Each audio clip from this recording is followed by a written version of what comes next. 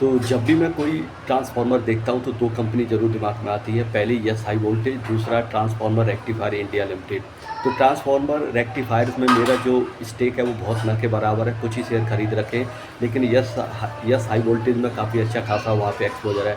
पहले मैं यहाँ से एग्ज़िट करने के लिए सोच रहा था, लेकिन अभी वो डिसीज़न पोस्टपोन कर रखा है। तो अभी जो ट्रांसफ़ॉर्मर रेक्टिफायर इंडिया लिमिटेड है, इसके क्वार्टर 1 के रिज़ल्ट आए और क्वार्टर 1 के रिज़ल्ट देखने में काफ़ी अच्छे लगते हैं, क्योंकि 64% की टॉप लाइन ग्रोथ रही है और जो इसका नेट प्रॉफिट है वो लगभग 235% के हिसाब से इंक्रीज हुआ है। तो ये कंपनी बेसिकली 3 तरीके के ट्रांसफ़ॉर्मर मैन्युफैक्चर करती है। एक आपके जो मिड रेंज के, दूसरा हाई रेंज के और तीसरा जो एक्स्ट्रा हाई वोल्टेज वाले ट्रांसफ़ॉर्मर होते हैं, उन्हें मैन्युफैक्चर करती है। तो इसका जो मेजॉरिटी रेवेन्यू है 50 से लेके 55% वो एक्स्ट्रा हाई वोल्टेज वाले ट्रांसफ़ॉर्मर होते हैं, उनसे आता है। तो अगर आपने क्वार्टर 4 की कौन-कौन सी ली होगी, तो मैनेजमेंट ने कहा था कि 2026 के लिए इनका जो रेवेन्यू टारगेट है वो 2000 से लेके 2050 करोड़ रुपए का है। यानी अगर आप 2025 से कंपैरिज़न करेंगे तो 2026 में जो ग्रोथ है वो फ्लैट रहने वाली है। लेकिन क्योंकि लास्ट ईयर इनका जो Q1 था उसमें इनका जो सेल्स था वो काफ़ी डाउन था, वहाँ पे 325 के करीब उन्होंने रेवेन्यू किया था। तो बेस कम होने की वजह से अभी क्वार्टर 1 में आपको ग्रोथ दिख रही है। तो अभी 500 करोड़ से कुछ 500 कुछ करोड़ का इन्होंने रेवेन्यू क्वार्टर 1 में किया है। अगर मैं चारों क्वार्टर में डिवाइड कर देता हूँ 500-500, तो लगभग 2000 करोड़ की यहाँ पे सेल्स आती है। तो अगर आप देखेंगे इनका जो कैपेसिटी यूटिलाइजेशन है वो लगभग 85 से लेके 90% है, जो कि मैनेजमेंट के हिसाब से अपनी फुल कैपेसिटी के हिसाब से ये काम कर रहे हैं। तो अभी इनका 52,000 MVA कैपेसिटी है इनकी, लगभग 50,000 MVA पर एनम के हिसाब से है।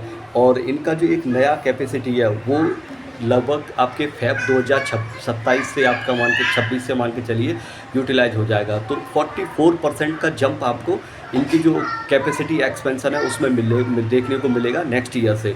तो इस साल के लिए जो इनकी ग्रोथ है वो इतनी ही रहने वाली है, क्योंकि फुल कैपेसिटी यूटिलाइजेशन के हिसाब से काम कर रहे हैं। तो हो सकता है Q2 में, क्योंकि आप देखेंगे क्वार्टर 2 के लिए बेस भी थोड़ा बड़ा है, 465 करोड़ का लास्ट ईयर में। तो जो अगर मान के चलो फुल कैपेसिटी यूटिलाइजेशन से 600 करोड़ का भी रेवेन्यू कर देते हैं तो 25 से 30% की ग्रोथ आएगी।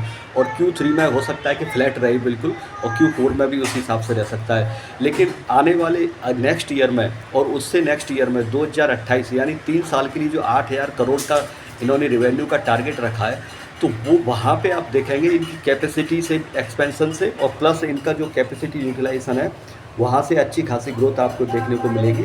तो आपका 3 साल के लिए अगर यहाँ पे व्यू है तो आप इस कंपनी को देख सकते हैं, कोई रिकमेंडेशन वगैरह नहीं है।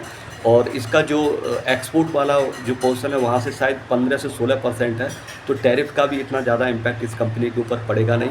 और केपैक्स को अगर मैं बात करूँ तो केपैक्स के लिए मैनेजमेंट ने 550 करोड़ अगले 15 महीने के लिए डिसाइड किया था, जिसमें से 400 करोड़ इनके 2026 में स्पेंड होंगे।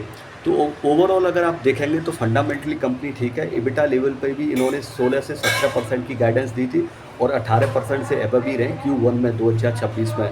तो बाकी का देखेंगे तो कंपनी ठीक ठाक कर रही है। बस यही है कि इस साल हो सकता है आने वाले सेकंड और थर्ड क्वार्टर में वो ग्रोथ ना आए, लेकिन नेक्स्ट ईयर और उससे अगले फाइनेंशियल ईयर में ग्रोथ इस कंपनी में काफ़ी अच्छी खासी रहेगी। यही सारी चीज़ मैनेजमेंट ने कहा था। और एक बार अगर इसकी Q1 की कॉल होती है तो वहाँ पे भी मैनेजमेंट का प्रॉस्पेक्ट देखने को मिलेगा, क्या वो अपनी गाइडेंस वगैरह को कोई रिवाइज करते हैं या फिर यही रहती है। तो अभी अगर आप कैपेसिटी यूटिलाइजेशन वगैरह ये सारी चीज़ों को कैलकुलेट करेंगे तो Q2 Q3 मॉडरेट रहने वाले हैं, लेकिन नेक्स्ट ईयर यहाँ पे ग्रोथ देखने को मिलेगी। तो अभी के लिए बस इतना ही। एक बार कॉल वगैरह हो जाएगी तो मैं इस पर एक और अलग से वीडियो बनाऊंगा। Thanks for listening.